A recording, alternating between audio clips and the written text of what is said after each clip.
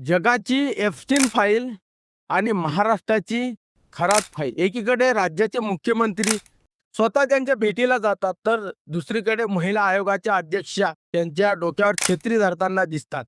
मोठमोठे नेते, आमदार आणि मंत्री ज्यांच्या पायाशी नतमस्तक व्हायचे, तोच कॅप्टन अशोक खरात आज पोलीस कोठडीमध्ये आहे. पण ही गोष्ट एक ज्योतिषापुरती मर्यादित नाही. ही आहे एका भयानक जाण्याची कथा, जिथे एक ऑफिस बॉय 5 कोटींची खंडणी आणि 58 अश्लील व्हिडिओचं धक्कादायक सत्य लपवलेलं आहे.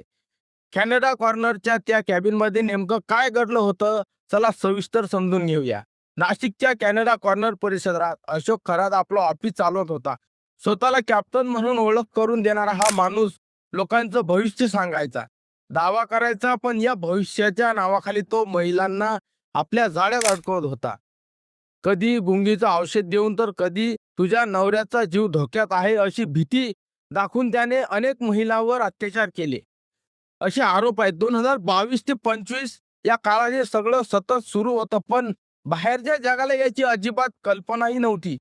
हे संपूर्ण प्रकरण उघडकीस आलं एका ऑफिस बॉयमुळे. नीरज जाधव हा खराचा जवळचा आणि विश्वासू माणूस असल्यामुळे त्याला ऑफिसमधल्या प्रत्येक ठिकाणी मोकळा वावरत होता. त्याच वेळी त्याला एक धक्कादायक गोष्ट कळाली. खरातने आपल्या कॅबिनमध्ये सीसीटीव्ही कॅमेरे लावून महिलांवर केलेल्या अत्याचाराचे व्हिडिओ रेकॉर्ड करून ठेवले होते.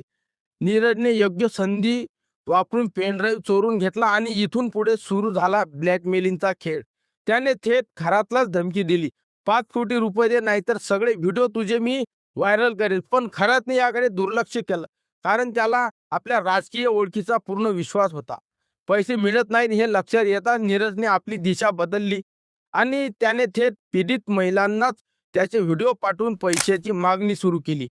पण इथे एक मोठा ट्विस्ट आलाय.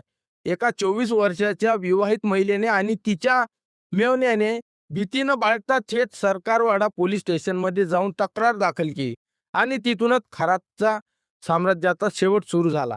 17 मार्चच्या रात्री पोलिसांनी पूर्ण तयारीशी खरातच्या घरावर छापा टाकला. पळून जायचे सर्व मार्ग बंद करण्यात आले आणि त्याला थेट त्याच्या बेडरूममधून अटक करण्यात आली.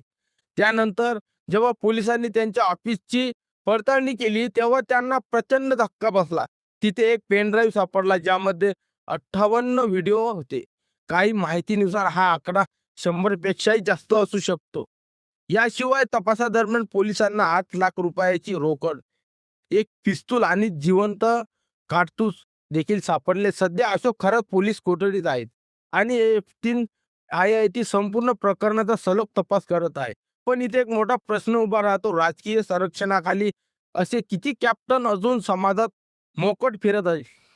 त्यामुळे श्रद्धेच्या नावाखाली कोणावरही आंधळा विश्वास ठेवू नका.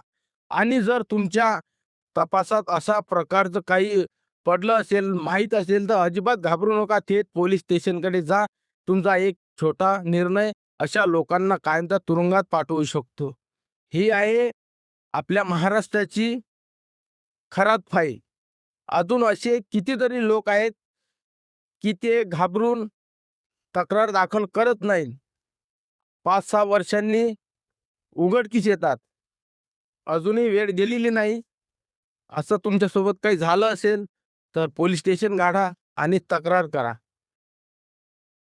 व्हिडिओ आवडल्यास लाईक शेअर करा.